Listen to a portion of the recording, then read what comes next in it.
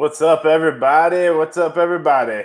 Yeah. Happy Thursday. Happy holidays. Yeah, I muted everyone. Sorry. My name is Jonathan Sawyer here with Cinco Squad. It is our holiday version of Cinco Squad. What's up, boys? I got my boy Mike DeSanto, Grandpa Jay, and Pat in the Santa hat today. So what's up, fellas? How you doing this week? Tired. Festive. Yeah, I'm both tired and festive. And excited? No, I am. Well, it's been a great week. I get 13 days off, which is awesome. Looking forward to that time off. So, Brag. how's everyone's week been sports-wise? You guys been watching a lot of games? I know Syracuse broke Pat's and I heart the other night. So, Jay, how's your Wildcats doing down in Kentucky? No real action until the UCLA game was a big disappointment over the weekend. So we'll play a cookie cutter team, A&M. I think Florida A&M, and then we start conference play. Louisville at the end of the year, and then conference play. So right now it's looking like one of those years that we can't beat a top 10 team. So who knows how things will be by the time March rolls around. Yeah, I mean it's we're getting in the heat of college basketball where you're seeing a lot of teams come up with big victories like North Carolina last night over Michigan in the Alabama. jump man class. Yeah. So Alabama's picking up some good wins. There's going to be a lot of good. It's going to be an interesting January and February. I can tell you that for a fact for college basketball. There'll be a lot of double-digit loss teams that are ranked pretty high. So I think this will be a first year for that. So, but we had I want to throw it to our Cinco Squad Fantasy Football League. You don't got to talk about the foosball now. We don't got Mr. Cinco, and for everyone, Mr. Cinco will be joining us here soon. Today, but it looks like the two amigos in the bottom with the Santa hats took the losses in the semifinals. My dad defeated Jamie 155-138, and Trey defeated Pat 148-125. No, don't put my name on it. He defeated Daniel Jones. He defeated. Yeah, your dad defeated. He defeated. Running back. So right now it'll be my dad versus Mr. Cinco for the championship. For the first, and I have a little surprise for the winner. So I'll show you next week what the surprise is. So I'd like to point something out. What's up? What, did you finish last or not? Yeah. No, I haven't finished last yet. We make up half the league, and only one of us made the final. Yeah, but three of us made the fantasy, baby. Fantasy. Unpredictable. Yeah. I blame your boy still, Mike. Yeah, screw Daniel Jones. You happened to pick up Daniel Jones in the 1 week that Saquon Barkley got over 10 touches. So you're saying he it's always an outlier that he sucks that 1 week. Yeah, you got Daniel Jones' worst week. So best of luck to blame it on the World Cup, man. Oh, I was not looking after my fantasy lineup on Sunday morning. Oh, that's a terrible excuse. No, because when I went to bed, relax. When I went to bed, Ramondre was still questionable and doubtful. When I woke up, it was straight World Cup, and the match went 2-1 p.m. and all of a sudden it was kickoff, and your boy Jamal Williams was still in my starting lineup. Oof. Thank you, Lionel Messi. Ooh. I think we can forgive on my bench for the win. I think we can forgive Messi in this case. I love Messi. I hate Jamal Williams. It sounds like you made trade. You wanted the trade, so you should have said no, bro. You don't do that to friends. What do you mean? At the time, he had at least 10 touchdowns. He was leading the league in touchdowns. I give you a good trade. This isn't a friendship. This is business. Well, yeah, money's involved, man. With that tough loss. So, Jay, what you sipping on? I'm in healing mode, so I got my coconut water that's going down very nice and smooth this evening. I heard vodka helps with healing. No alcohol for me, they said, bro. And mushrooms. Yeah, if I pour it on the wound, maybe direct onto the stomach. Cauterize, sanitize. So I'm drinking my healing juice. Let me kick it over to my unfortunate compadre here, who's going to be battling me for third place. What you sipping on, bro? I'm trying to get there. Okay. I got concoction going around here. Yeah, it's a whole thing. I got Santa's helper. We're doing good. Hold up. Okay. Is that J-Mo or Jack? Eggnog and Jackfire. Oh, that makes my stomach go. You know what? I've heard that's Make my actually stomach go bubbly. I don't like I it. knew at some point you would work. I don't out like it. I don't like it. Fuck. No. What's the backup? Water. Yeah. Labatt Blue. Get the hose out for the fire, man. That was rough. You know, I try to be festive on here today. Don't. Yeah, you can only go so festive. I'm not wasting it. Mike, what are you sipping on? Yeah, let's start the mic. I'm not festive. I have a Mike's Harder lemonade. Of course, you went with your own lemonade. Cheers to that. Why's it gotta be hard? Because he's Mike. Because I'm me. It's my hard lemonade.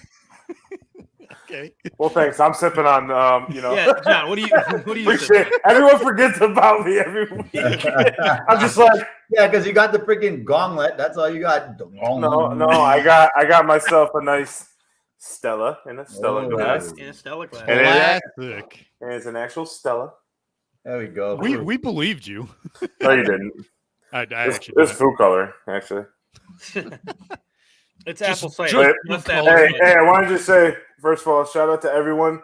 Happy Yes. holidays. Merry Christmas to everybody. Glad we're able to do this Clink. show tonight. This is actually Clink, pretty clink, good. clink, clink. Now it's good. He's drunk. It's good to go. Let's move on with the show. Woo! So, Yippee-ki-yay. I think we got to throw it over to our Payme Parlay this We're week. kicking it off. You with guys- me. Oh, yes. By the We're gonna- way, let me just start off by saying, forget you guys and doubting my Cleveland Browns pick last week. We would have hit the parlay if we went Cleveland's way instead of Boston. All right. So, Yo, So- hang on. Go Boston. It was looking so good. we gotta They actually did a put the bad money freak in. there. I think we have to actually put the money in at this point. No, we don't. This week's gonna hit. We should do it this week. This one's gonna hit. All right, you two go for it. I went hard this week. All right. Yeah, Go for it. it's hitting this week. Ladies and gentlemen, boys and girls, goblins and ghouls, and all the above who are en route for Christmas. Elves and We have Santa. a winning parlay for you guys to get your money back that you unfortunately spent on your kids, aunts, uncles, grannies, grandpa, moms, dads, baby mamas, girls, boyfriends, whatever it might be. Yeah. You come to the right place because here's how you're going to win that Christmas money back. So Pat and I are going to give you our breakdown of who we think is a must bet this weekend. And boy, do we have a slate of sports on the plate this weekend. Pat, I really my number hope- one this weekend, my number one, Yeah. Cavs over Raptors tomorrow night. Cavs are playing great. Donovan Mitchell is playing like an animal right now. The They are. Raptors have lost 6 out of 7. I don't care what the line is. I'll take the Cavs. That's my They just beat the number one Bucks too. Just Yep. beat the Bucks. They're playing really good basketball. number one play right now. Take the Cavs at home. All right, you want my number one right here? Yes, sir. Gross, but I really believe in it. Houston covers -3.5 over the I have that Titans. too. Do you? That's my number 3. That's It- my it that's my felt good, third one, third one. Yep. They just played the Cowboys and Chiefs back to back, lost one possession games, and the Titans are starting Malik Willis and also have the worst passing defense in the league right In the now. league. In the 5-game league. losing streak. They are going this way. Yep. And Times are not these looking good. two teams, they got no love lost against each other too. So it's gonna be No close. And I love. could see them getting ahead in this game and actually winning. I like that. So we agree on that one. Let me tell you Yeah. my other one. I'm taking it to the ice here. Things aren't looking good in New Jersey anymore after a hot start. They've lost, Yeah. I think they've only won 1 in their last 6, just scraped a victory in Florida last night against the Panthers. I love the Bruins right now tomorrow. Yeah. That's a straight up pick. Best team in hockey right now for a reason. I'm taking the Bruins over the Devils. You know what's funny is I almost did that as an alternative bet at the Yeah. end there. But I'm going football this week because that's what I know best. Okay. And I also know best Eagles Cowboys. Oh, Under no, 40 you didn't. Under No, you 46.5. You're taking the under? I'm taking the under. Division Okay. game, they're both going to be using the running backs a lot, and they're both in the top 5 in passing defense. Okay. That's an under game if I've ever seen one. Gardner Minshew not going to score as much as Jalen Hurts could get that offense going either, right? So, right. you And Dak imagine Prescott just sucks 2 interceptions. At least there should be a player's prop bet we should throw up at Dak over 2 interceptions. Take that one. Yeah, right. So since we had the Texans as a matchup, here's my one. We're all really looking forward to the Grizzlies against the Warriors rematch. You got Steph against Ja, and here's all the drama. And the Warriors have looked like absolute dog shit since Steph has gone down. It's crazy. The line is still 4.5 in favor of the Grizzlies. I would pour my house on the Grizzlies to beat the Warriors on Christmas Day. So give me the Grizzlies over the Warriors. I was like 80% sure you're going to take the Grizzlies on that. I was like, he wouldn't take the Warriors. They couldn't get out of New York fast enough. Bro, they just let the Nets score 91 points the other day in the anything they want. Katie and Kyrie are just walking around the court too. Street clothes and all. Get out of here. All right, here's my third one. Yeah, the Lions -2.5 over the Panthers on the road. Another road win for the Lions sounds good. I like that. I like that a lot. The Lions started 1-6, and now they're 6-1, looking like the playoff team that we knew they could be under Dan Campbell. I love Jared Goff. I love that line, and their defense is picking up too. They're healthy on both sides of the ball. Defense looks great. Yeah, they're a dangerous team. I don't think anybody in NFC wants to see them win, but they're gonna keep rolling through their schedule again. Have an interesting game against Green Bay next week. I think they'll knock Green Bay out the playoffs officially. I think Green Bay might upset the Dolphins. I'm not doing that in our parlay lock. That's not going to do that in our parlay lock. Right? What I think is, here's my bonus one for the week. I was going to go Bengals over Pats, but I was like, you know what, man? It's dangerous to take a team that needs a win. And Belichick, I can't imagine what he did in that locker room this week after that debacle of a finish. So you don't know how they're going to come out and how focused they're going to be. You imagine as focused as they've been all season. Yes, I like my Browns again this weekend. I'm taking the Browns over the Saints. The Saints can't do shit in cold weather. Great news for Myles Garrett. Great news for Nick Chubb. Browns are going to roll over the Saints. That's my bonus. That sounds like a revenge pick right there. Let's take it back to the boys and see what they think. Oh, wait. You want my alternate? Yeah. What's yours? Yeah, we'll be here. Alternate. We going to the ice. Hurricanes, Flyers. Both teams are coming off wins. Wow. They're going. I'm under 6.5 goals. Yeah, I saw that. I saw there was a lot of goals in that game. I was like, Flyers. You got Flyers, Hurricanes under 6.5. Yeah. Yeah, that's that. I like that too. There's a lot of hockey games actually. 6.5 was the line. Whoa, that's a lot of goals. I mean, if it's the Flyers that I think it's going to show up, I mean that's realistic that the Hurricanes could hang 6 on them, but I don't see that being that's a high scoring hockey. Canes are playing. They're playing really good. 6 games in a row, is it? Yeah, I think so. I think I don't know. I haven't looked lately. I just saw that. I did see that Devils game last night though, Jay, that you were talking about. Yeah, man. Strange to see like the Blackhawks and the Flyers at the bottom of the totem pole right now. It's just a rebuild right now. Yeah. So you guys got Cavs. Jamie, you took the Cavs over the Raptors Bucks tomorrow night. You said Bucks or Raptors? Over the Raptors tomorrow night. Okay, and then you have Bruins over Devils straight up. Yeah. Pat, what's your Houston over -3? You're taking you're taking the -3. He's taking the points. Yeah. So he's taking the -3.5 for football, basketball, football. Okay. Yeah, Texans play football. No. I know if you're talking about like Houston Cougars or Houston Rockets or something. Okay. Over Titans. And who are the Browns playing? Don't forget the Browns pick. Let's talk Grizzlies over Warriors. That's a lock.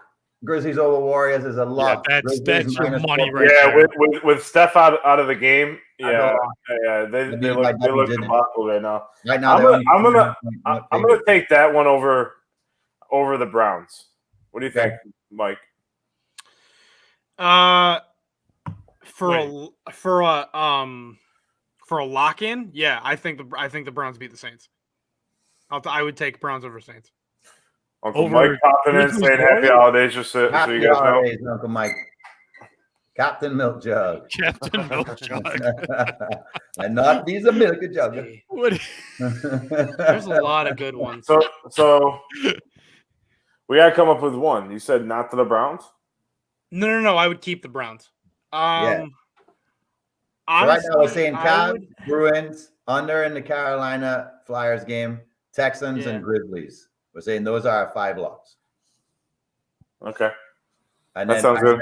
I said Browns is over Saints. Pat says the bonus was the hockey, so we have to drop. Yeah. We don't really have to drop. Do we drop the hockey under 6, or do we drop the Browns over Saints? I also got Eagles Cowboys under 46. Right. I think that's going to be. I agree with you on that one. That's going to be a dogfight. Yeah. Okay. Which So I don't want. So we have to kick 3 of the 8 you said. Yeah. Don't do the alternates. Just Yeah. the Don't do 3. the alternates. Okay. Yeah. We just do 6. And Okay. Then... So I had Cavs, Bruins, Grizzlies. Pat had. I picked last week, so I'll let Mike pick this week. let's see. I have them listed here. Cavs, Raptors, Texans over Titans, Bruins over Devils. Baby sir. Under 46.5 Eagles, Cowboys, Grizzlies, Warriors, Lions, Panthers, And Browns, Saints. If you want to throw that there. and Browns. The Segnog's growing on me, guys. I will kick. Growing in you? Yeah, baby. You ever been to prison? No. I would say kick. Don't be the prison. Got a bar of soap around here somewhere. Kick Cavs, Raptors, and Texans, Titans. You're gonna kick Cavs, Raptors out. You're gonna kick my number 1 pick out. Yes. Wow. He kicked both of ours out. All right, so we got our 5 lock. Mike, go through the 5 of the what are the 5 locks? Yeah, for me too. So our 5 locks Yeah. are Bruins over the Devils, under 46.5 total, Eagles, Cowboys, Grizzlies over the Warriors, Lions over the Panthers, and the Browns over the Saints. I'm gonna tell you guys right now, when Mr. Cinco walks in there and you guys have disrespected me for 2 weeks in a row on taking a Cleveland team, he's gonna put y'all ass in check and let you know. What's up with your favoritism over these Lake area teams? Because they're locked this week, bro. Especially with that Like they snowstorm. were last week. The number 1 lock should be Grizzlies Warriors. Yeah, number 1. that's probably the number 1. Put money on that. Yeah. Well, boys, thanks for another great week of Pay May Parlay. Yeah. Hey, baby. Hopefully someone hits on that and then shares the money with us. Gives a little bit of money to us. A Christmas card. Yeah. Invest- Like a kickback. Invest- But talking about a lock this past weekend is what we were talking about, the World Cup with Argentina, thinking that they were going to dominate that game. I thought they were going to run away with it at the beginning, but here's an interesting question that Jay came up with was what impact could the World Cup final have on the U.S.? You know, that's a great question. Pat, I want to throw it to you on this. Like, did you watch the game at all? Nope. Okay. I So was setting my fantasy lineup. Because I was doing my playoff.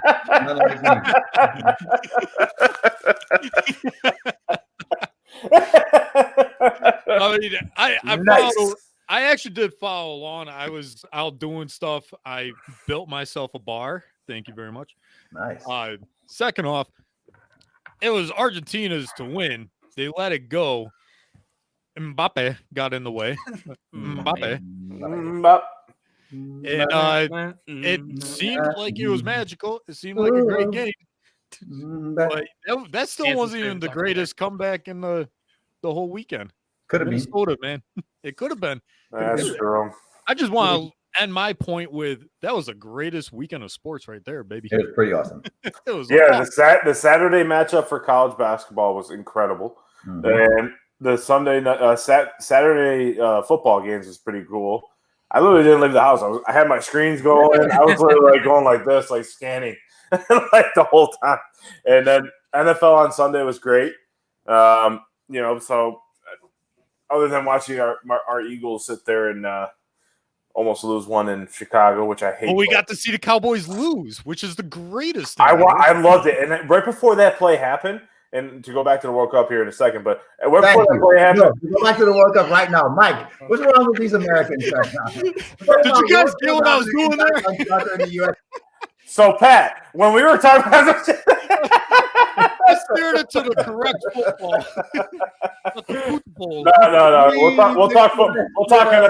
We'll talk NFL here in a minute. Mike, what you think? That was don't say Mbappe right now. I'm gonna be mad. Mbappe. Hanson's favorite soccer player. I saw the first half. I was watching the first half, and then I had to finish my Christmas shopping, but I was following along as I was walking between stores. And so John is aware. I don't remember if I've said it on air or to either Jamie or Pat. My Uncle Chris, who is Uncle Mike's brother and my mom's brother, told me What the fuck was that? there will be consequences if France wins. Would not specify the consequences. You're really doing that on air? What? Live? Yes. We're live places, Mike. What consequences? I don't know. We're not going to find out because France didn't win. Hey, France didn't put their white flag up, so that's winning their book. No, exactly. And that was, I think, the best soccer match I've ever seen. And I think it's the best soccer match any of us have probably ever seen. So what I watched Syracuse win a national championship. Yeah, that was better. Thank you very much. That was better. Electric. The time went down instead of up. It was crazy. The World and they didn't. Hey, we ain't got much. World? We watched our boys. Hey, be happy, Jamie. Pat and I watched the entire soccer game on a Tuesday. So don't and a put basketball game was going on. And say that Syracuse soccer was better than the greatest match ever. Just take the win, Jamie. Stop being selfish. Small victories. Small victories, Jamie. Just take it. We watched soccer on a Tuesday. Listen. We watched it over a Syracuse basketball game. Facts, all facts. So think about that. But you should. And I wouldn't have watched it if the World Cup did not influence me. Getting back to the question, look at that. Correct. Boom, Yeah. boom. Look. Yeah. Well, here's the thing. Is like I think I got a little messy on my couch. What? What? Let me bring some class back to the show for a second, okay? Yeah, really. It was the last time you're ever going to see Messi in an Argentina uniform, and he proved why it was must-watch TV. Okay? Yeah. He was phenomenal as he was in the semifinals. The unsung hero of the match that nobody talks about enough is Emiliano Martinez, their goalkeeper, who made an incredible split save, sticking his leg out. Oh, that was incredible. With the French player, and that would have been with no time left. That was awesome. Time. That was awesome. It was a beater kick for France to win the game, and he sticks his leg out and makes the best save of the entire match to save Argentina. Jamie, I agree with you 100%. That was awesome. I was like, holy shit. Yeah. That's definitely a play of the game. I was like, 100%. Every Argentina in that stadium was like, that guy got full praise. They're about to come falling down. It was hard. That's how I knew they were going to win it. That's how I knew they were going to win it. Just off that. I was like, that dude is like in the zone right there. I was like, God damn. That was a great save. Like him just – the guy had like the whole freaking left side of the net, and he decided to kick it right at him. So that was incredible. To answer to the question there, huge impact because North America will host the next World Cup between Mexico, Canada, and the USA. So what they're doing is they're now expanding to 48 teams. It's been a 32-team tournament for quite some time now. With the expansion, you get more action everywhere. You're bringing in more countries. People remember the last match as this huge hype moment of great soccer, football, whatever people refer to it as. And so they're going to keep that in mind and say, well, it has to be great, especially here in America. It's going to be a great one. We're hosting it, right? We're hosting it. It's our World Cup. So it's going to have a huge impact building up to it. And I would not be surprised if either the USA or Mexico make it to the semifinals in this World Cup when they hot take. My take on the whole impact on the I went to the local restaurant here down in Miami, and like it was like on a Tuesday with her cousin, and like they were cheering on Argentina and everything. The biggest thing I can say is that what will hurt soccer as a whole is that Messi won't be there, and probably Ronaldo won't be there. So there won't be those big name guys. Mbappe. On France, but like there won't be those big name guys that other than if you watch soccer. And I think that's what Messi and Ronaldo brought to them. Now Messi's supposed to be coming to Inter Miami, but I don't know if it helped. But I mean, like you said, with the World Cup coming to USA, maybe more ticket sales go up, those type of things. I could see it. It definitely made me want to watch a little bit more watching Messi play. I mean, dude's incredible. I mean, the things he does on the field, I'm like, wow. I've never seen a soccer player actually try to score every single time he's on the field. And I don't mean that disrespectful to any soccer players, but like that's my biggest knock. That none of them try to score, and I'm like, shoot the ball, and he's always attempting to shoot the ball in net, and I like that factor because that's what we're used to with every sport that we have in America is basketball, football. Man, I want scores. Don't have any ties. You know, I do think they have to like bring the penalty kicks back a little bit. That was one thing I was saying to Mike. I was like, they got to bring the penalty kicks back a little bit. You're going to give the guy like a 50-foot net. Wait, why? Because it's so easy to score. Really? Because France missed 3. Well, they stink. They didn't win. Spain and their knockout game made none. Brazil made 1. Those guys in the finals of a tournament that happens every 4 years suck. Yeah, the way it ends, I would say. I know. I'm messing around. I'm messing around. A better way than penalties to decide the biggest championship of them all, if you think of it as a global championship that it is. So yes, we need a better ending. I agree with that. But this game and what it's going to do for United States soccer is it's going to elevate it, and we're going to see a great World Cup hosted here in the next 4 years. Yeah, and Jamie, I guess this question goes to you. Did we see the greatest soccer match ever? Yeah, you've been watching soccer a lot longer than any of us. So I watch a lot. I've seen a lot of matches where teams have come back from 3-0 down in major tournaments, but I've never seen a finals with that much on the line with a player of that caliber, where we knew it's the last chance he's going to get at arguably, like I said, the biggest championship of them all from a global standpoint, where it really is a globally played game, and you could call it an actual world championship. Yes, it was the greatest match. My dad, who is much more of a soccer aficionado than I am, he's been watching football for 50, 60 years. I mean, he's been watching since he was a teenager. He said, and he was doing commentary for it back home in St. Lucia on the local station in between the matches. He said best match ever. So if he confirmed it and concluded that, I got to run with it too. All right. Great Grandpa Jay. And Uncle Mike, I know it's not as easy as I think. I was just making a joke.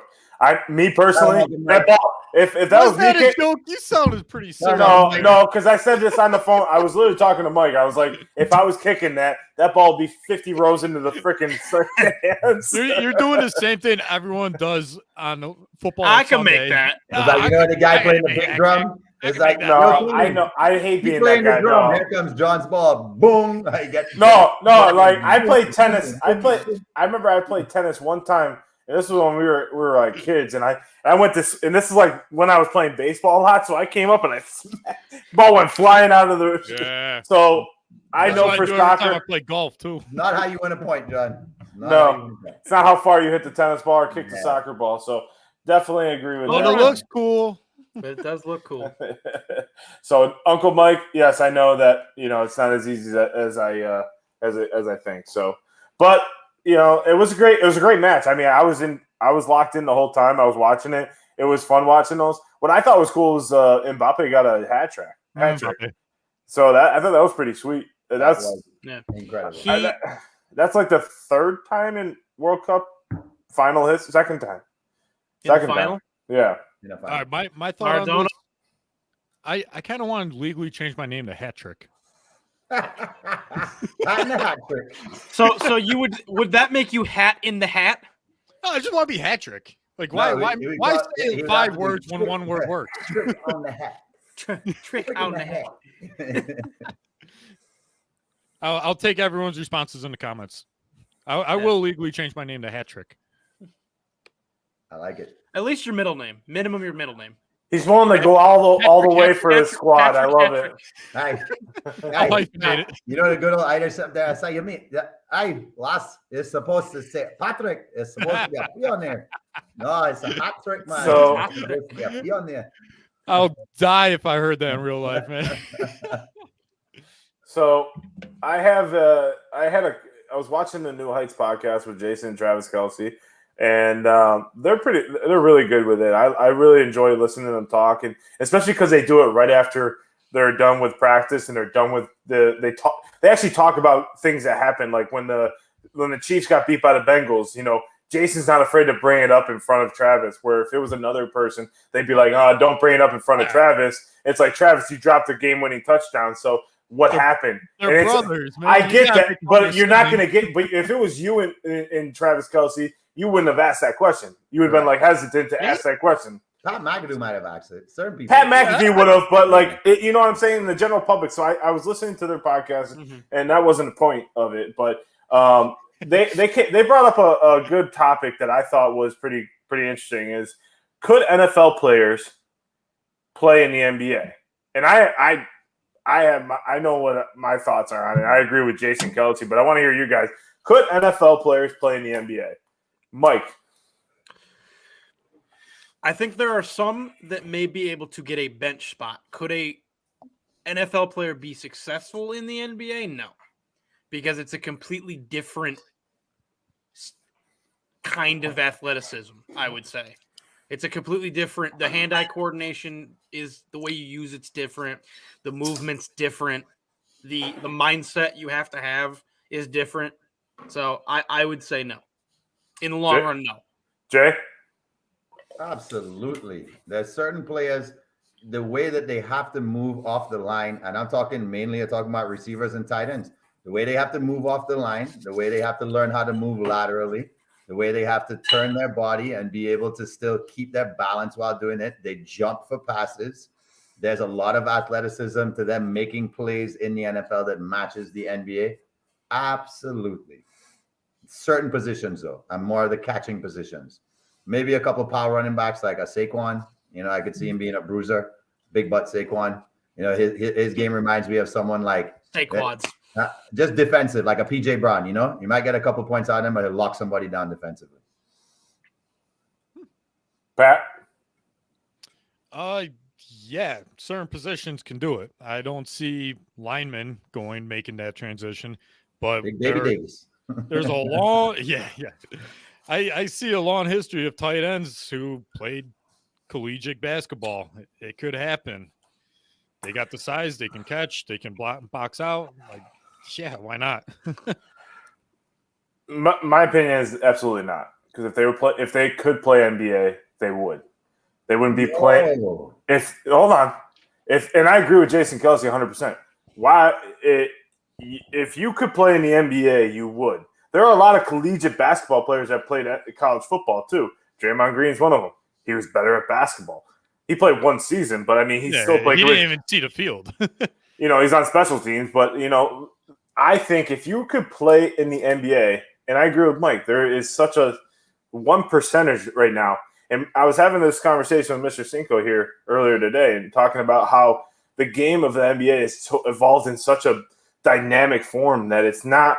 If you're 6'10", 7'1", you need to know how to dribble. You need to know how to work the ball up the court.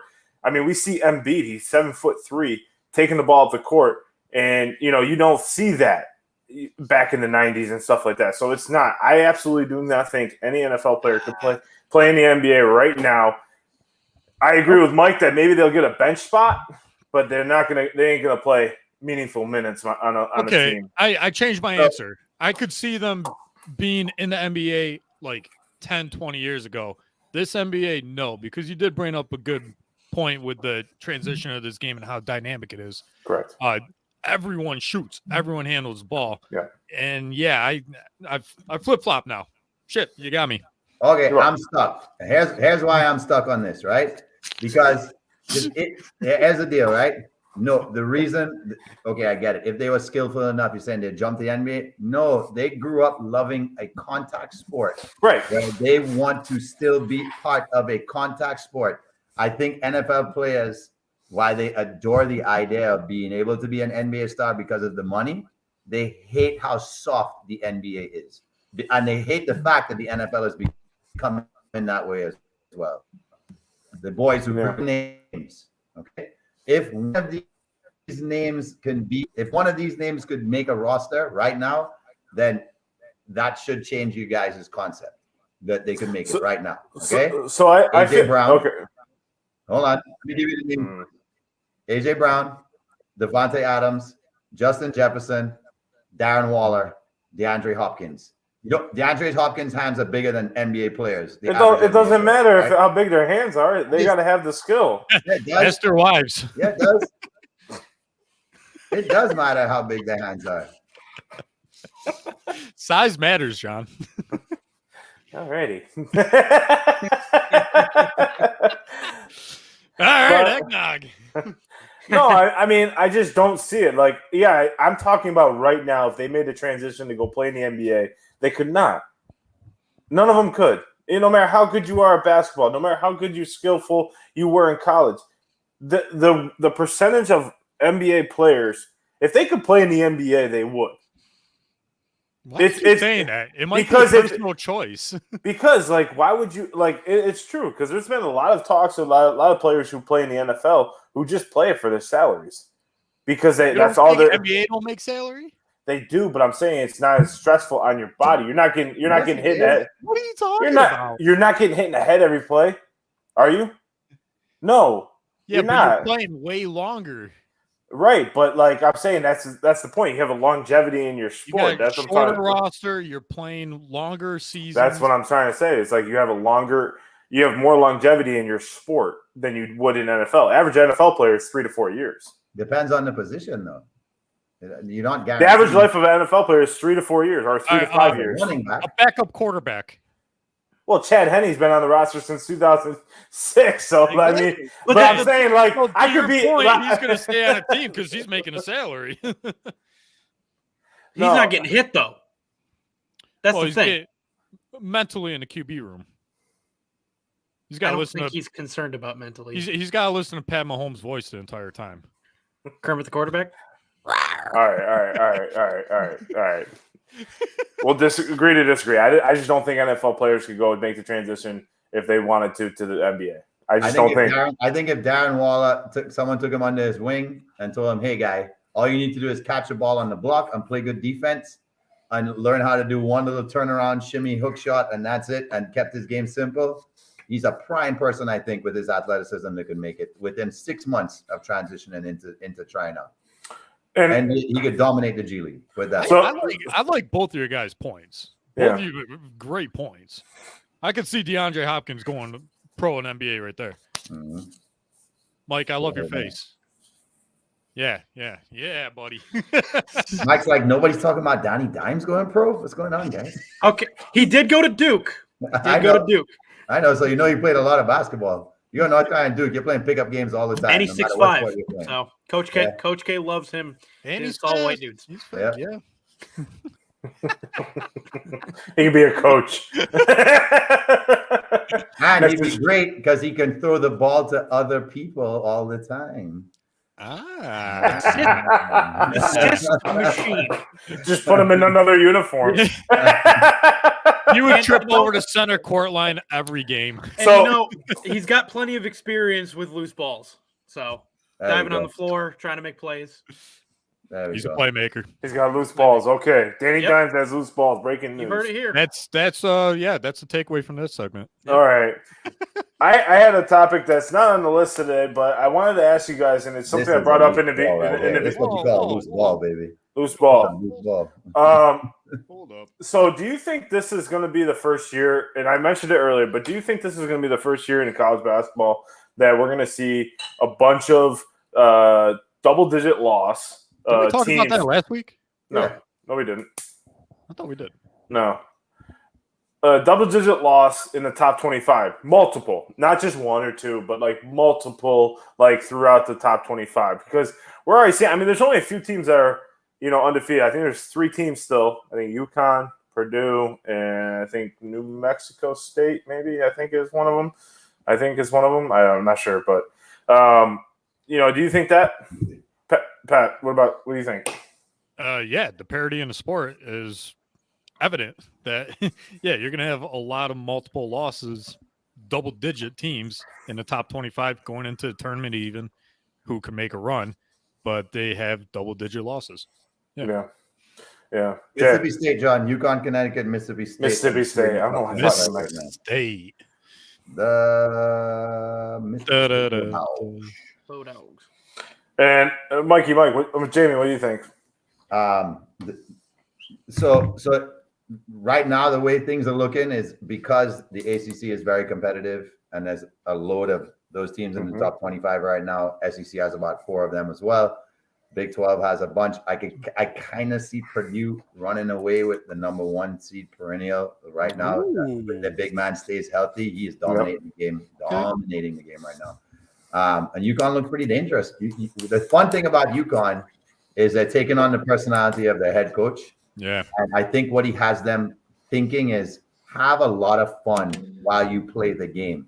Like, that's Hurley, right? Yeah. Remember before you even decided to be a coach. I think this is how he's coaching. Remember when you were in high school, it mattered more about playing 4-on-4 pickup with your boys than getting minutes on a college team because you weren't there yet. And that's all you look forward to. Hey, I'm gonna go down to the gym and get a good sweat and have fun with my boys. Right? Yeah. I think he has them with that mentality. And when you do that, there's no pressure right here. So you're playing loose, you're playing fun. The crowd's getting in. Everybody's like, you guys are fucking shit. Like, we love the game, and like you start feeling yourself, and it's not like you're feeling yourself in a bad way. It's like, yeah, I'm playing loose basketball and it's going great. So those 2 teams, and then there's everybody else, and everybody else is going to be 4, 5, 6 losses. I don't know. I think a lot of the other guys could beat those teams too. I think Alabama can run with them. Houston can run with them. Virginia. Yeah, I think, I agree with you because, like, I thought Houston was the most dominant team in college basketball. After Pat mentioned it, I went and watched their game, and I was like, holy shit. And then all of a sudden, Bama comes into their house and beats them. And I'm like, holy shit. They went cold. And then they go to Virginia. But they went cold. Exactly. And they go to, it's very hard to go to Virginia. It's hard to beat Virginia. Virginia makes you score low. I mean, we've seen it as Syracuse fans. What was it, like a 49-45 game one time? It's a mud match against Tony Bennett. It's a mud match. He wants to get down there, play dirty, run the clock. You're going to score 40 points, and that's it. Yeah, and that's how he wins. On you for a long and that's how they win the games. And my biggest take on it is watching last weekend, watching all those great basketball games, and it reminded me of back when I was a kid. Honestly, like around this time of the year when there were so many competitive games going on. I feel like that's what the sport's been missing for so many years here. And I loved it. I love watching all those teams compete. I mean, I was watching at 10:30 at night Arizona play, I think Tennessee. I was watching Arizona play Tennessee at 10:30 at night, and I'm sitting here watching that game when 3 or 4 years ago I wouldn't even turn down that game. You know what I mean? It's fun because these coaches are finally saying, all right, we got to go out and play other good teams. And that's what's making this year a lot of fun is we're watching tournament games in November and December. That's fun.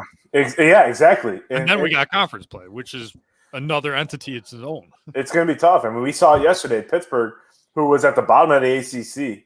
It's probably going to finish at the top of the ACC because of the transfer portal. Their shooting was ridiculous. But I mean, they're going to probably finish at the top of the ACC because of their transfer portal, number one, and Capel able to recruit really well. I mean, he got their star guy from Colgate who averaged the last time he played in the Carrier Dome, I think he knocked down 10 threes. Mm-hmm. And then he goes and knocked down 29 points last night. It's like, it's really hard to beat teams. It's really hard to gauge teams that aren't in the top 25 and say, oh, they suck. Like we did before. It's like, oh, no, they don't. Mike, what do you think? We haven't gone to you yet. So I agree with you guys, and I think it kind of goes back to what we talk about every year, going into conference play and coming out of conference play into conference tournaments and the NCAA tournament. Mm-hmm. Is we always talk about, whether we're on the show or not, good wins versus bad wins. Mm-hmm. Every team has their good wins. Every team has their bad wins. And I think what's really going to make it a top 25 by the end of the year that has a lot of double-digit loss teams is that there's less bad wins this year because a lot of teams are good. You mean losses? Bad losses? I'm sorry. Yeah. Sorry, bad losses or bad wins. Or bad wins, yeah. I was going to say, you're right. Wins. Take them away. No. But, those close games that don't look good because they were close, it makes more sense. I agree with you, Mike. I think that's the topic we said last week, Mike, Pat, that we were talking about, is this going to be the hardest tournament selection yet because okay. Because it's kind of in the same. It's in the same mindset, but like after watching this past weekend, and I think this weekend New Year's Eve weekend is going to be a very competitive weekend of basketball. New Year's Eve weekend's going to be great. Yeah, yeah, I'm going to be lit. Like don't skip ahead. This weekend is going to be ridiculous too. And across the board for sports, but yes, college basketball steps up a lot more next weekend. We got something going on this weekend. We got a lot. Talking about everything going on right now. Your boy Doug Peterson has his Jags dominating this game right now. Can I just say that Philadelphia? It's my boy. Can I just say that how awesome Philly is because they beat the Dallas Cowboys last week. I think the local cheesesteak company sent the entire Jags organization for cheesesteaks. Jagging off, man. I was literally right before that play happened. So happy. Right before that play, I think I mentioned earlier. Right before that play, I was like, I think Dak's going to throw a pick six, and then all of a sudden it goes. I said it in my head. I was like, I don't know if it's going to happen, but I think he's going to. I feel like he's going to throw a pick six. Dude, I'm not even lying. I was like, yes. The Eagles game ended, and I turned it on Cowboys Jags, and in my mind, I was like, it would be so funny if this guy intercepted right now. Okay, Kentucky boy, guys, making his mark. I want to point out real quick too, because I was interested, so I took a quick look at the New Year's Eve games. Yeah. There's 2 games to watch, honestly. Number 5, 11-1 Arizona versus number 25, 11-2 Arizona State. Yes. And then number 12 Baylor, who's at 9-2, against unranked Iowa State, who's 9-2. Yeah, be a good game. Be a good conference game. We'll talk about those next week for sure. Yes. After this week, but I think we have a kind of a new topic that Mr. Cinco brought on. He'll be joining us here in about 5 minutes. He told me. You said that half an hour ago. Well, yeah, 5 minutes, 30 minutes. We're being stood up. Come from the naughty. We're gonna do a naughty. You said 5 minutes. I get it. So because of the holiday spirit, we're gonna do a naughty or nice, and basically, Mr. Cinco has sent me. Each of us. He's making our list. He's checking it twice. Something to do with our favorite football team, and then we're going to go on a new 2-minute rant, each of us, about either that's a naughty or a nice like statement. So it's naughty. Naughty. Don't get that. We need to keep some semblance of PG-13 here. To go first, I'll be nice to you, Mike.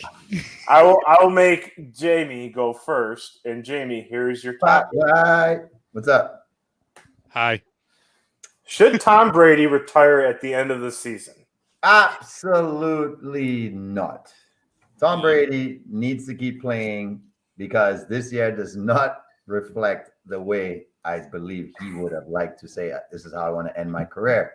Last week was an absolute debacle, and everybody's going to look at that game and be like, he's done. He turned the ball over 4 times in a row. He can't even get down and take a hit. He fumbles the ball every time there's any semblance of contact. The wind blows too strong. He's throwing the ball into the ground. Tom Brady is still 3rd in the league right now in total passing yards with no offensive line. None. So that's a naughty statement. A naughty statement. Naughty. It's naughty. Naughty. All right? Stop it. Here's the thing that sucks. Tom is going to do what Tom did when he got to Tampa, which is stick it to the team he left. He's going to stick it to the Bucs because the Bucs are probably going to look for an answer in the offseason. And he's going to go to Vegas. He's going to go to I don't know what. New York Jets. Team that's like, come on, Tom, take you. And they'll have enough weapons. They'll have an offensive line, and they will say, hey, guy, take us to the promised land, and he will dedicate the whole year with no interruptions, with nothing on the outside, with no issues within the team, with nobody saying he shouldn't do this and he drama this. And Tom's going to go out his way, and it's going to suck because it's not going to be at the Bucs next year, and I hate saying it, but no, because he'll go out like potentially at least get to a championship game, maybe not the Super Bowl if he stays 1 more year. So no. Naughty. So, Mr. Cinco, what do you think? What do I think? I told you 5 minutes. Trey, for the last 50 minutes, I've been saying, "Oh, he'll be here in 5 minutes." Oh, he'll be here in 5 minutes. Hey, ship me out of here. Put Mr. Cinco up here. Get some screen time, man. Get me out of here. So, as he joins, Jamie has come up with a question for you for naughty or nice. We're doing naughty or nice right now. Okay. So we're gonna go. I guess Jamie didn't get the memo about football, so he went basketball. Wow. We don't have a team in the. So Jamie basically went off of. Here, I'll show you the question. Is AD too delicate for any activity off the basketball court because of the recent video of him throwing a football with LeBron? Is that a naughty or a nice statement? I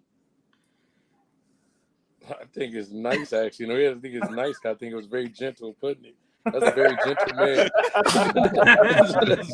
that's a very gentle man. I've been honestly one of the biggest advocates of trade AD, and I know a lot of people disagree with that.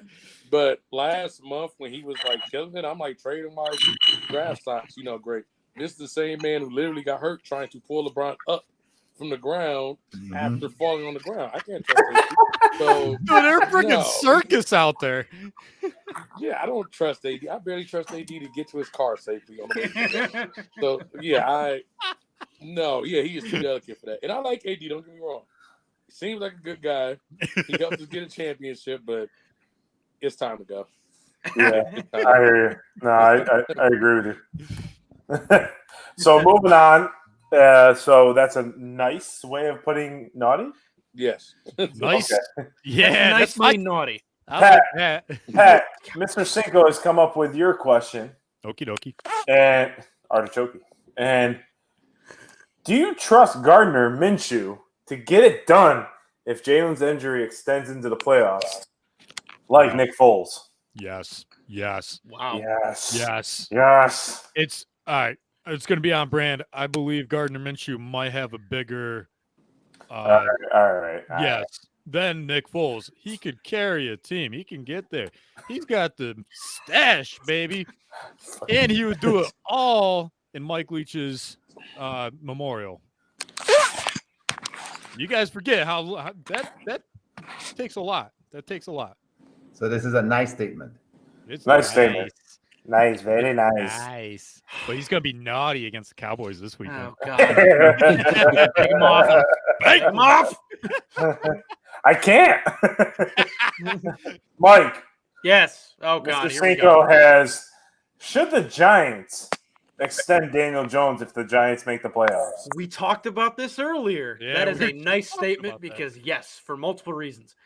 A, he has played well enough, I think, to be able to lead them to the playoffs as a quarterback. I think he's improved a lot. But B, and more importantly, the Giants have now positioned themselves through partially Daniel Jones' play to not be in range for one of the top quarterbacks. And I would rather they go with Jones than a mid-round quarterback to just take a flyer if the rest of the team is ready for the playoffs as it appears to be. So, yes, I think that is a nice statement. I think the Giants should extend. I think they should extend Daniel Jones even if they don't make the playoffs, but certainly if they make the playoffs. I think they should too. I would like to see Daniel Jones as a Giants quarterback for years to come. Also, it allows me to keep the Danny Dimes Club as one of my fantasy football names. So. That's pathetic. And not draft him. Hey, listen, Jamie, that was naughty. Jay, I won this belt with that name. So, John, put your face up there. Let's read you the question. John. All right. Mikey Mike, go ahead and read it if you want. Hold on, I got to find it. It's at the bottom. The question is, John, Mr. Cinco has asked you, has Jalen Hurts solidified himself as a top 5 quarterback in the league? I want a chance to rebuttal this against John if he answers incorrectly.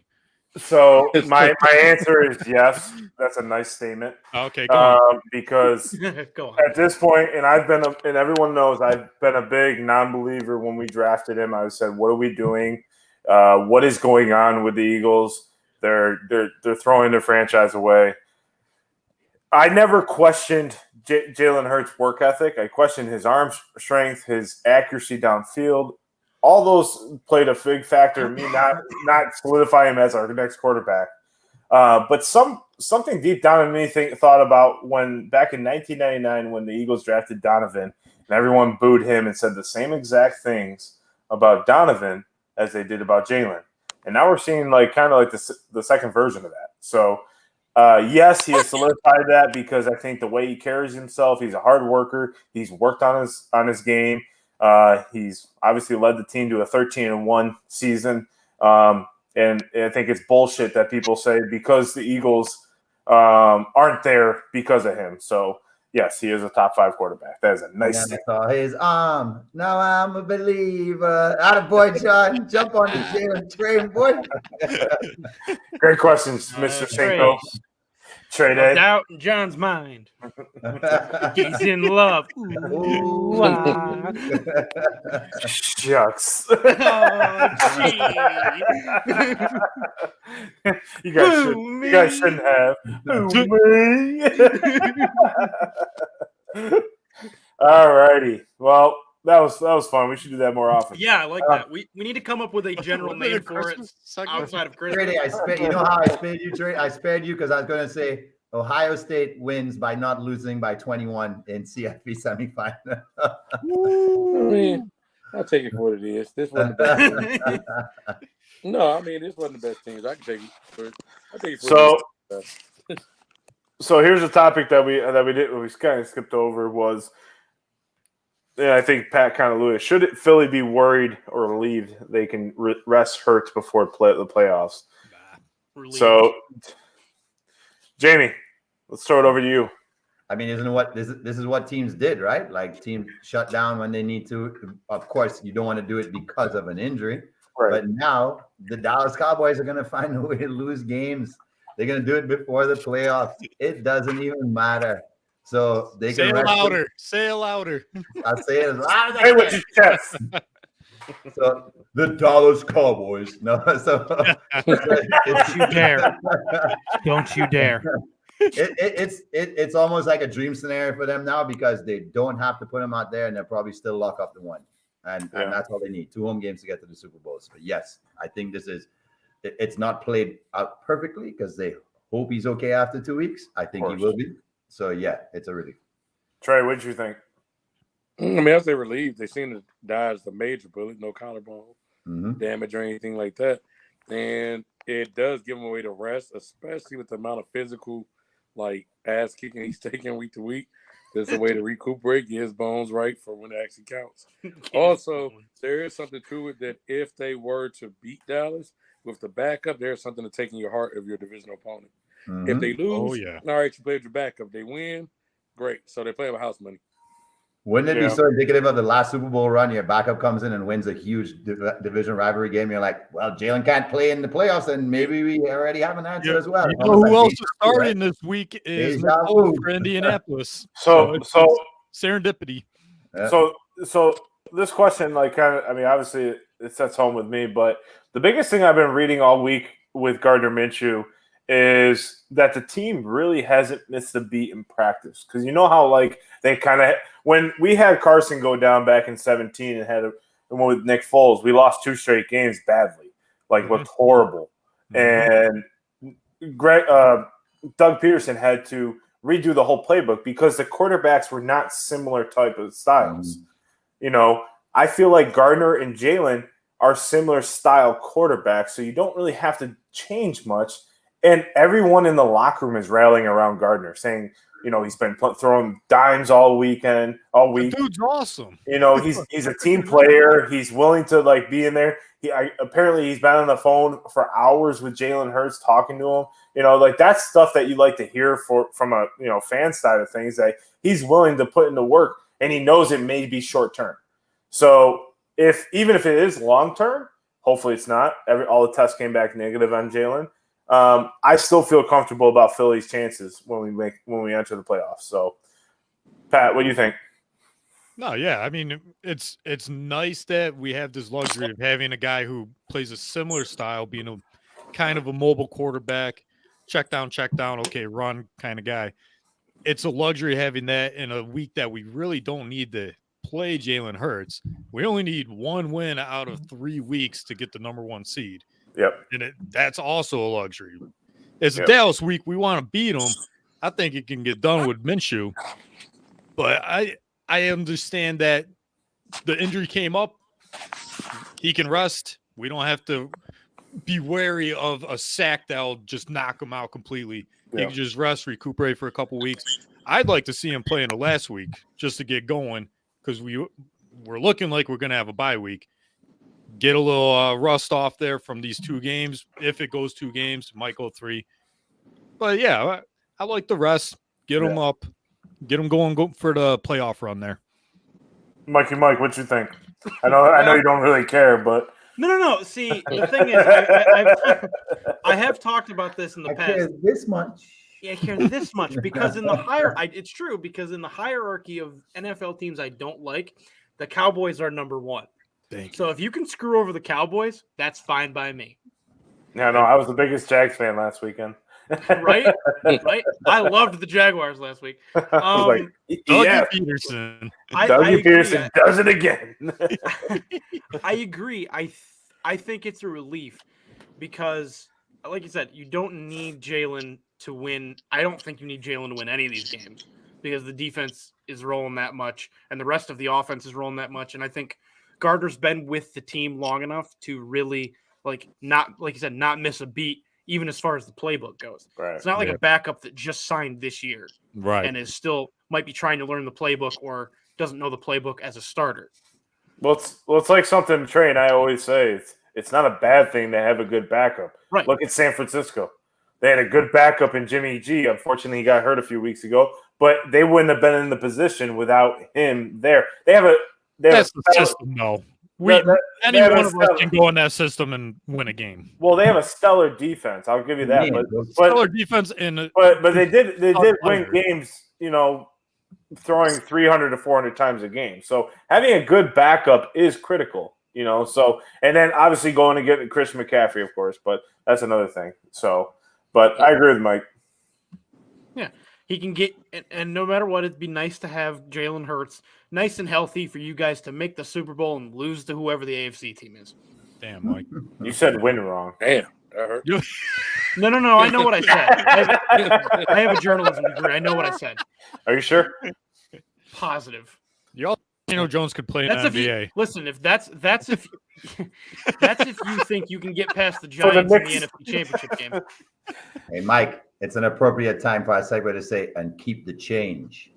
Yo, filthy animal.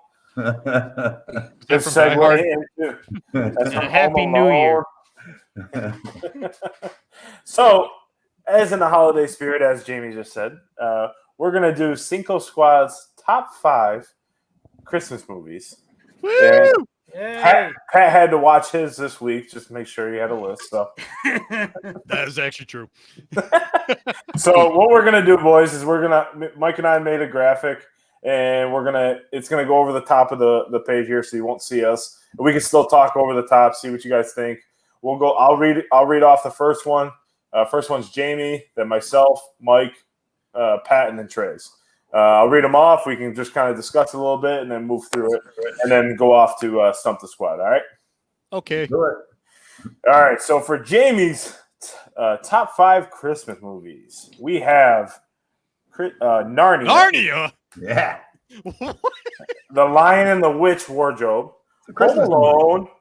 How the Grinch Stole Christmas. Love Actually. Aww. And Elf. Yeah. Which is my wife's favorite movie, too. Good movies. So, what you boys think? Narnia, Wardrobe. Narnia? Okay. Christmas movie. Hold on. Allow me to take the lead here, gentlemen. Allow me to take the lead. Because I told John last night when we were putting the graphics together that I was going to do this. The Chronicles of Narnia, The Lion, the Witch, and the Wardrobe is a fantastic movie. However, it is not a Christmas movie. Yes, it is. It is not. How? Explain It is this. not. I was waiting for explanation. That's a Christmas Please. movie, not. Explain this. How? Because it's a Because Christmas it movie. takes place in snow. Yeah. Because it takes place in the deep winter. Okay, so it doesn't really have to be. Or it involves magic, which is in the spirit of Christmas. Right? Kids can talk to animals. Ain't no shit. Kids think Rudolph is real one time a year, bro. On Christmas. Wait, They he's not think real? elves are alive on Christmas. They write letters to imaginary people on Christmas. All that shit was taking place in the movie, bro. Great movie. And there's a wardrobe where you hide presents. You didn't even bring up the fact that Santa is in the movie. Exactly. He didn't even know. It's fake Santa. You didn't even but it's realize he Santa. was in the movie. It's not. Well, I know I had one of mine. Null and void. That's an interesting top 5. I don't think I've ever seen Love Actually. I don't think I have either. Home Alone's dare say Love that's Actually. No, I didn't say. No, I didn't say it was a shit top 5. I said that's You did. interesting. I said interesting. That's another way of saying shit top 5. I'm sorry, I didn't go with Charlie Brown. I didn't go with. I said, oh shit, Narnia. Gee, who went with Charlie Brown? I didn't go with Die Hard. Sorry, guys. All right. That hurt So us. now, There's not. Bruce Willis said so. but you know what's funny is I looked it up on IMDb as like top 100 Christmas movies. It's number 2. What, Die Hard? Die Hard is number Yeah, 2. it's just piss you So off. So- the office party, right? so- All right, we'll go on to my top 5. Here My we go. top 5 is the Santa Claus 1 through 3. That's 3 movies, bro. That's 3. That's one. You That's got one two same more. series. No. You got 2 more. No. You got 2 more. Fuck that. No. You're kidding. I love them all, John says. I do. I watch them in sequence, and one after the other. The Polar Do the end Express. credits happen? Santa Claus Do was end never meant credits to be a. happen? No, they Yeah, don't. movie. Trey, Yeah, no, they end don't. credits, meaning we No, they don't. No credits. There's no credits at all in the movie. You even have a tie for number 5. 8 Crazy Nights or Jack Frost. I'm tired. You're stealing all the Wait, movies. put your list Bro, back he up. I chose didn't see the 8 whole list. movies. All right, so let me read it off. Let me read it off first. The Polar All nine, Express, go ahead. the Santa Claus. If I had to pick one, it'd be number 1. The Polar Express, How the Grinch Stole Christmas with Jim Carrey, Jingle All the Way, But John likes all the Grinches. And He choose couldn't. one for number 5. and then Jack Frost would be number 5 if I had to pick one. With the snowman. Jack me off all the pro. You guys suck. You guys are ass.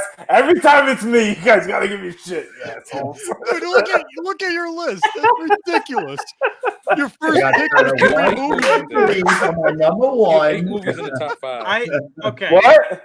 What's your favorite movie? Lord of the Rings, all 3.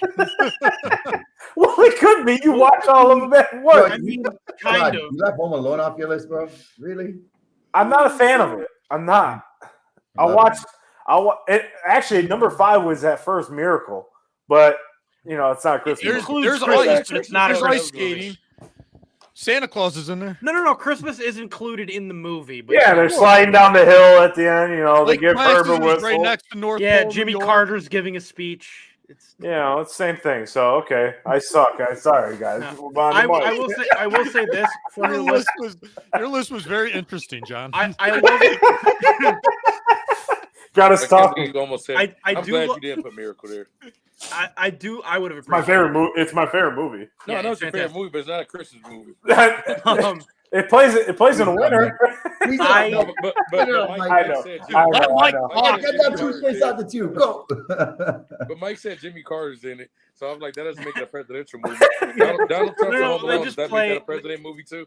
They just play a Jimmy Carter speech. It's not a. In the beginning, Mike, go ahead. No. All I was from your list. I love all those movies except for Jack Frost. I hate Jack Frost. It makes you cry No, it terrified me as a kid. with the snowman. Yeah, with a moving, talking snowman that's not animated. I would yes. have loved that. No, What? that thing looked like it could eat me. I called it Pat when I was younger. No, I'm joking. That's what I did to Pat. I put him in as a snowman. Now look at him; he's alive. He got tattooed. So that's why he always looked like he's melted. I stole human flesh and war. What? What? What? No, moving on. All right, glad I bought more hours on this. We've been off the rails here. All right, so going on to Mike's favorite movies. Here we go. Let me list them, then you guys can talk. Bring it on. All right, so we got The Polar Express, Year Without Santa Claus, The Santa Claus, Rudolph's Shiny New Year, and Home Alone. Wait. Oh, wait, I've never heard of number 4. No, Really? Oh, yeah. it's Wow. so good. It sounds like a New Year's movie, though. No, he has to save Baby New Year, but it's Rudolph. It's played around Christmas. I believe you. Exactly, Mike. Yeah. Exactly. Any movie's playing around. Exactly. And he has to go from island to island, and each island is like a different time period. The Polar Express, I love. Like my Christmas back in the day. Year Without Santa Claus. I haven't seen that. What is that? I gotta It's say, good. Mike's list is the most legit so far, and I'll say interesting in the real way. Thank you. No, Year Without a Santa Claus is essentially like, like the Rudolph movie, and like Santa Claus is Coming to Town, like that claymation type. Oh yes. Now I know what you're talking about. It's like that. Santa gets sick and they have to go find Christmas cheer to make COVID? him. Oh, is that the name of them? I know what movie you're talking about. Yeah. I never knew the name. Yeah, I always see it on in Is between. it a little elf that has to do all the bidding or something? It's the two elves. They go down to Earth and or go down into like Oh, a southern town. Can where I just it never say? snows. Can I just say in Home favor of Alone? forced labor? Can I just say Home Alone is just overplayed? That's why it's No, not you in my can't. top five. No, Jay. I understand what he's saying. Classic. It's played. It's a great movie, but It it's is. very overplayed. But the fact that the 25 Days of Christmas now plays a Home Alone marathon of like a third of the time is a little annoying. Yeah. They're not coming up with new Christmas movies like they used to back then. No. Like, Unless you go to the Lifetime channel, and those are too emotional.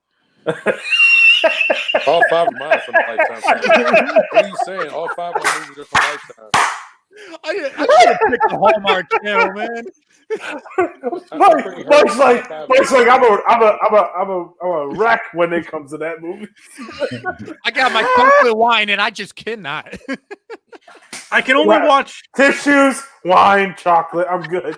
Listen, I can only watch so many movies that are about a busy girl from New York City going back to her hometown and falling in love with the high school quarterback. I can only watch so many of those. He never left What about town, the high but now school she sees the value in him. Why She's is going there to a quit her quarterback? job and loves Christmas. Yeah. What if he was just For everyone that's listening still, this is top five Christmas. That's legit all the movies. Well, all five Last of them are from list. Lifetime. All right. Moving on to Pat's. I haven't heard of Trey's. Pat's five. It's got It's a Wonderful Life. That's a good pick. Christmas. Nightmare Hold on. That's legit. Hold on. How the Grinch Stole Christmas. Fred Claus, which is a good movie. Rudolph the Red-Nosed Reindeer. I like Fred Claus. Fred Claus is a good movie. Hell yeah, underrated. It really is. Vince Vaughn, baby. Yep. And then he's in 4 Christmases, which is pretty good too. Right? That's actually No, both of them are not bad. Nightmare Before Christmas is legit. That movie is tough. Yeah, that is a good movie. I got a great list. Which Grinch is that? The cartoon? OG. So I put OG. The original cartoon. That's a cartoon. Oh, The they're all original Dr. cartoon. Seuss. They're all Dr. Seuss. Well, They are technically all Dr. Seuss. Yeah. I just thought Jim Carrey was the best one. That's the one with the original. You're mean one. Yeah. Boris Karloff. Original audio. Boris Karloff. Yeah. John, are you the one that said you haven't seen It's a Wonderful Life yet? I don't think I have. You should. It's a good movie. Yeah, it's they run a 5K in Seneca Falls too, and they hand out fireball shots. I was gonna say it legit takes place in Seneca Falls. Yeah, it comes on every Christmas on NBC. Yeah, I'm sure to be on. And Seneca Falls is number 2 in the nation, best place to visit around the holidays. And it's because It's a Wonderful Life. It's an old movie, but it's a good movie. It is. You My dad loves watching it every year. It's actually next year we should do like top 5 like places to go in during the holidays in each city because we're in 5 different cities. That'd be pretty cool. That would be good. My other idea was the easy top 5 worst Christmas movies. Ooh, Narnia. My worst Christmas song.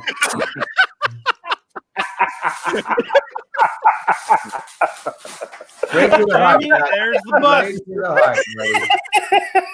Straight to the heart. All right, now to go to Mr. Cinco Trey's. Don't hurt him. He just top has 5. All Lifetime movies. All Lifetime. So get your tissues ready. So we have Bad Santa, Friday After Next. There you go. This Christmas. You know Charlie what? Brown Christmas. Jingle Jingle, A Christmas Journey. I've never seen that. I'm officially changing my number 1 to Friday After Next. Thank you, Trey. I sacked Narnia. Very underrated. Shut me down. You guys It was. And I didn't include every Friday. It's 3 of them. Trey, that actually is number 3 on the list when I looked too. It was funny. I was like, I didn't think that Friday After Next. When I looked at it, yeah, I was gonna say that's all Christmas. That's the Santa. That's the one with the Santa like Robin stuff, right? Yeah. It's all picture. Jingle is actually a pretty good movie. A lot of people probably it came out on Netflix, but it's very highly rated, like 3 years ago. It stars Forrest Whitaker and a bunch of other famous people you probably know. I was gonna say I thought I saw Forrest Whitaker when I looked at Forrest pictures. Whitaker's in it. Keegan-Michael Peele is in it. Oh. Yeah, it's actually a really good, like, heartfelt story, but it's on Netflix. Okay. I have a question. There's a but. Is it a sign of the times that Charlie Brown Christmas is, as my uncle pointed out, Charlie Brown Christmas is one of the most watched Christmas movies every year, and yet Trey's the only one that put it on the. I would think that Jamie would be the only one, but Uncle Mike's like, Charlie Brown Christmas? What? Why are you picking on Grandpa Jay, bro? Of course, Charlie. Because you're the oldest. We all know that. Yeah. I love that Christmas tree. Chill. I invented chill. We're alive, Mike. Christmas tree. Christmas time, Chip. Yeah. I like watching it on Christmas Day. It's always on. Yeah. The one movie I was surprised no one put on here was The Christmas Story. I was just gonna say I that. don't like that movie. They've worn that out because of that 24-hour marathon every year. They do it on Christmas. It's oversaturated. Well, and Trey lives right next to it. Yeah, I used to live like. I don't know how I didn't put Friday After Next, to be honest. Thank you, Trey, for reminding me that Friday After Next. I forgot about that movie too. I'm gonna be honest. I don't think I've ever seen it. A Friday movie. It's a comedy, like a different type of comedy, but it is Christmas. Yeah, it's great. Well, Trey, I mean, you live right down the street from that the Christmas Story house, right? Yeah, you with the old house. Yeah. Yeah. So I know he was telling me before, like during the wintertime, he would avoid that street at all costs. I believe that. They do like tours, and you can like stay in there for the night, but like that whole neighborhood gets packed out. Like it's Airbnb now, right? Yeah, they Airbnb it. Like that little lamp with the little lamp, it stays on all year. It's just in the window. Like you'll just go by in July, and it's just out there. But he was telling me he was telling me it's in like an actual like residential neighborhood. Like it's not like off to the side or anything. It's like in a real neighborhood. Imagine being their neighbor. I've seen the movie. Yeah, but it's like all residential, like still current day, which is like the crazy. That's crazy. That's crazy. That movie wore me out, so I couldn't do it no more. I just, other than certain scenes, I just could never get into the movie. I've tried a bunch of times, like almost every Christmas, and I just haven't been able to get into that movie. And now they're doing a new one this year that is coming out on Christmas. Now they're like, he's got a son. I'm all right. He's got a son. Isn't that dude like 70 right now? Well, in the movie, in the movie, yeah. 40s. Really? He's on, yeah. He was actually. It's movie took place technically like the 70s, even though it's not like a 70s movie. What's funny is that he's apparently I saw on like Facebook the other day that he's the one of the elves in Elf. Like one of the elves that are like working right there, like in the beginning. I thought I heard that. He's one of the elves in Elf, which is funny. Like in the beginning of the movie, I think it's the one that he falls on. That's where his career went. Yeah. No, I think that was a specific cameo. being fallen on by Will Ferrell. Supposedly he's a director now. Yeah, I thought I saw that too. Yeah, I thought that was a really good segment. Top 5 Christmas movies was what we just did here. We'll put it up on our socials here after the show. Be sure to follow us on Facebook, Instagram, YouTube, Spotify, and Apple Podcasts. Apple Podcasts. Yes. Not Apple Music. So, but I think we are not music. I think since Cinco Squad is here, we should do Stump the Squad. I got my joke. Don't worry. Jamie, take it away, brother. Ladies and gentlemen, it's a special night and a special weekend for us during the holiday season that we have all 5 members of the Cinco Squad here for the second to last Stump the Squad of this year. And since we have 5 of us, it's guaranteed to be a new winner today. Winning. 9 is packed. So let's do this today. We're going to ask you a bunch of questions. Everybody is locked in for 2 points. The squad member with the most points at the end gets to go on their rant of the week. And this week, I'm going to have none other than my main man, Pat, at the top, who I'm going to beat for third place this week. Lead us off. No, you're not. Yes, Okay. All right. Yes. We all know Kansas beating UNC back in that title game, a 16-point comeback. Sorry, Mike. It's fine. Sorry, Mike. We're fine. This was inspired from all the comebacks. It was the last court's weekend fault. here. It was. My question is, what team held the largest comeback in the title game up until that point? Was it A, UTEP, B, NC State, C, Loyola Chicago, or D, Marquette? These are all tournament winners. So I did not. A tournament game or a national championship game? National championship game. It would have been Kentucky in 97, but Arizona won in overtime. These are all tournament winners. Like, so I did not stump you there. And Pat, it's UTEP. They held the lead. They held the large margin lead. And who had the they largest had the comeback biggest up comeback. until that point in the national championship game? NC State. You guys want the teams again? Yes, please. UTEP, NC State, Marquette, and who? Loyola Chicago. I'm going UTEP. NC State. Got UTEP and NC State. You say not UTEP one would be the first one against Kentucky? Well, they had. That's what I'm going with. Yeah. I'm going with that. Yeah. Loyola Chicago. Jamie, you say UTEP too? No. I'll go with NC State. So Jamie and I said NC State. Trey says UTEP, and Mike says Loyola Chicago. Which is exactly why it's Marquette. Mm-hmm. And I have successfully stumped everyone except Mike. What? So maybe Mike will win. Sister Jean. I bet she was alive at that point. Wow. 1963, she probably was. 1963. I mean, she was probably 68 years old. Hair leader, bro. Didn't we do a whole Sister Jean segment on that? Yes, we did. Yeah, we did. She was naughty. Talk about comeback. Yes, it's the G. All right, Pat, pick the next person. I want Mr. Cinco up in the big box here. Oh. Okay, let's see. Hold on a second. Trey, is that Ohio State get up? Well, the hat is. It's a bear on the t-shirt. Oh. Keeps me warm at night and cuddly. My smoking Winnie the Pooh. My smoking Winnie the Pooh. Okay, so I went with Christmas theme NBA. Okay. What NBA coach won his 1,000th game on Christmas Day? A, Pat Riley. B, Phil Jackson. C, Greg Popovich. D, Doc Rivers. Phil Jackson. Won his 100th victory. 1,000th. Phil, Doc, Pat Greg Popovich. Riley, Greg Popovich. I'm going Pop. I want to go. I like your I uncle, think, Mike. I think it's Pat Riley. I feel like I'm wrong now, but I'll stick with Phil Jackson. Phil, Pat Riley, and who's the fourth? Doc. Pat, Phil, Greg Popovich, Doc Rivers. Doc. So I said different, huh? Pat Riley. Yeah. Pat, what'd you say? One of us is right. Pop. Everybody won one. Okay, Phil. Okay, go ahead. Who did you So stump? I have successfully stumped the entire squad except for Mike. Let's go! Damn it! God. Phil Jackson, 2008. Of course, because he played like 17 freaking Christmas games in a row. I was trying to get creative with it because I figured Doc did lately. Yes. Pat did back in the day. Phil, of course, had a lot.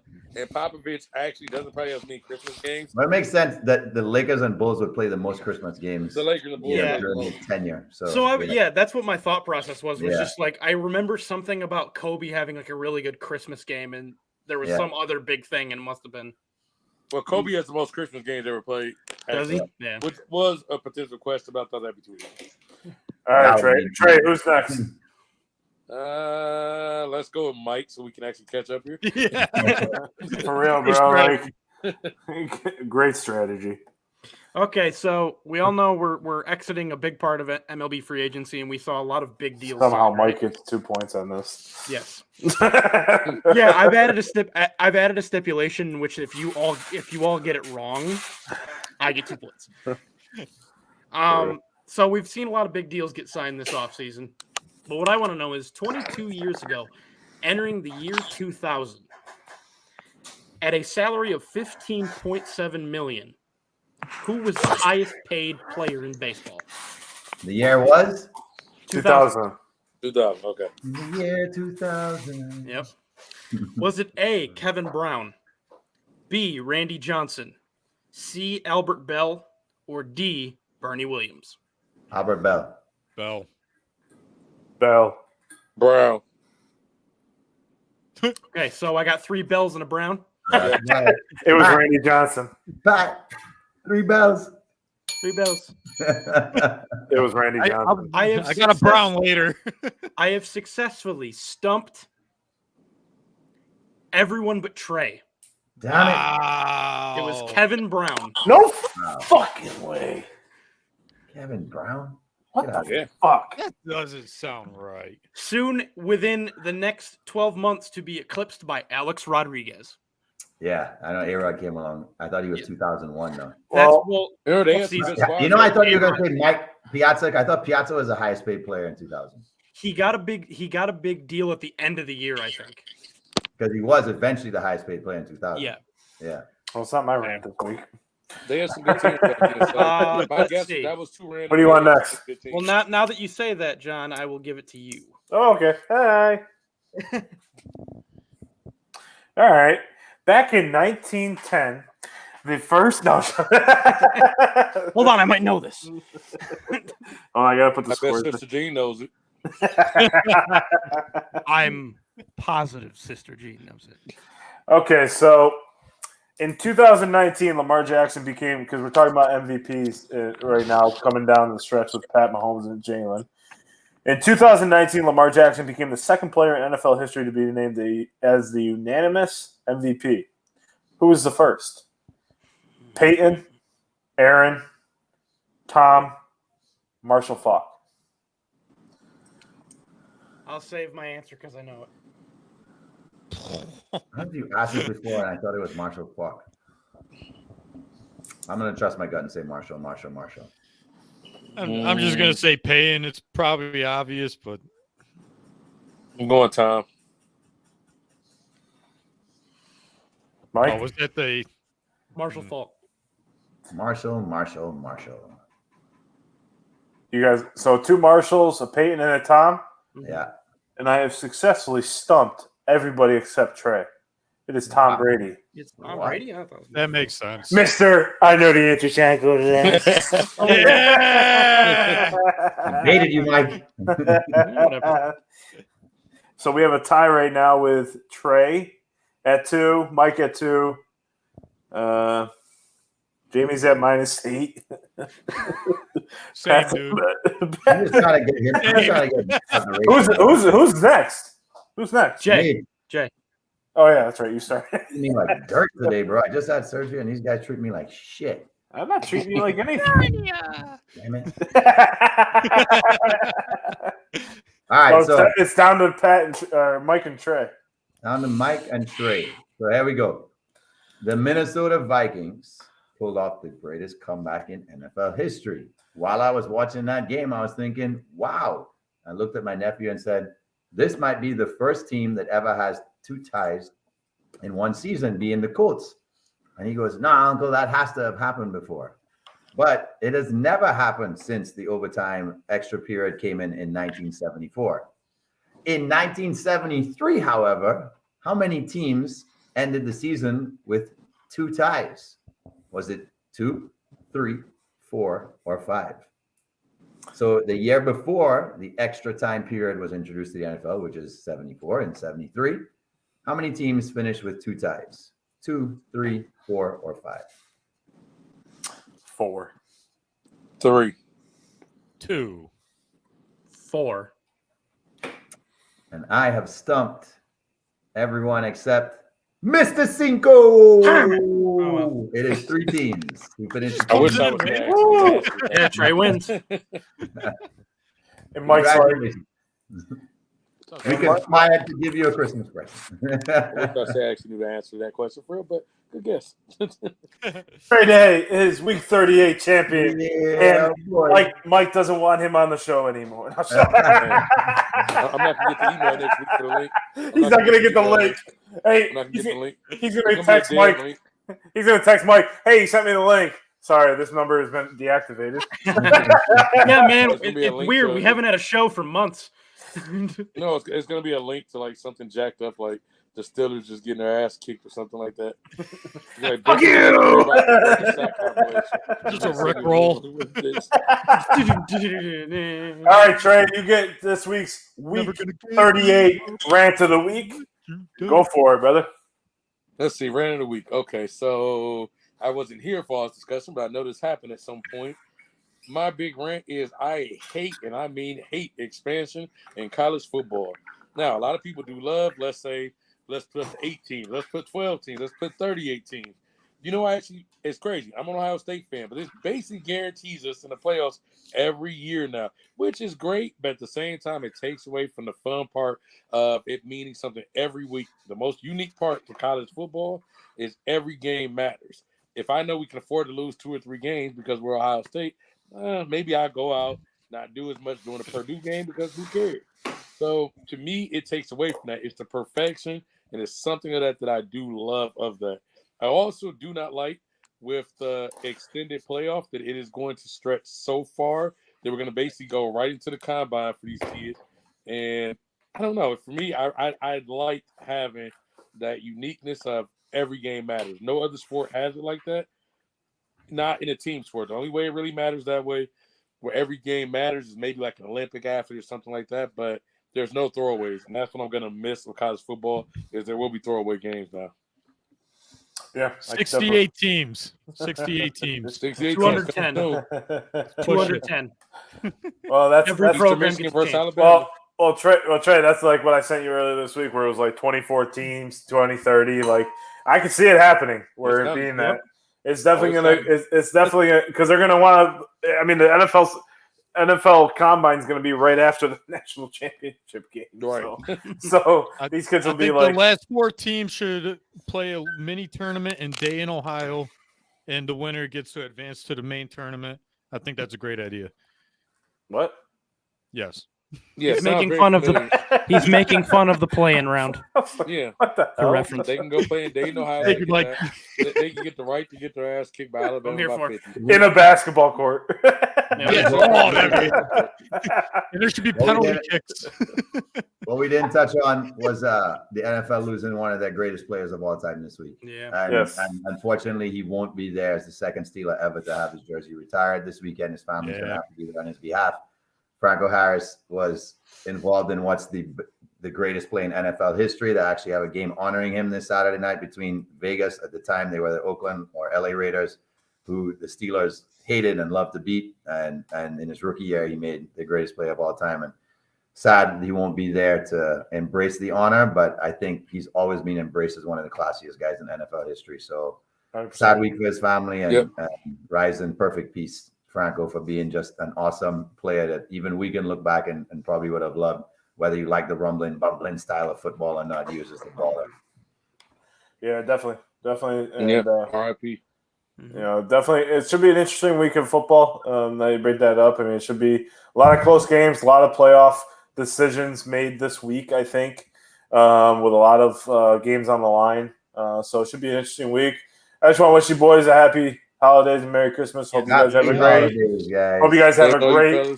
a great weekend with your families and everything. We'll be back here next Thursday at 8:45, and to wrap up the year and go into 2023 Cinco strong. Nice. I see what you did there. I like it. Hey, Pat, I'm really beating your ass. You're down by 17 thanks to my boy Ingram at tight end. Oh, and Trey, good luck this weekend against my dad. Yeah, thanks, Trey. Good luck this way, Trey. Appreciate Lucky it. Daniel Jones sucks.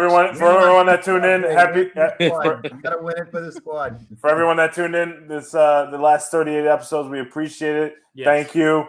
Merry Christmas and happy holidays to everyone. We'll We'll see you here next week to wrap up the year. And go Birds! Go Birds, Giants! Merry Christmas. Bucks? Maybe The Bucks. The Bucks. Bucks. Goodbye, Bucks.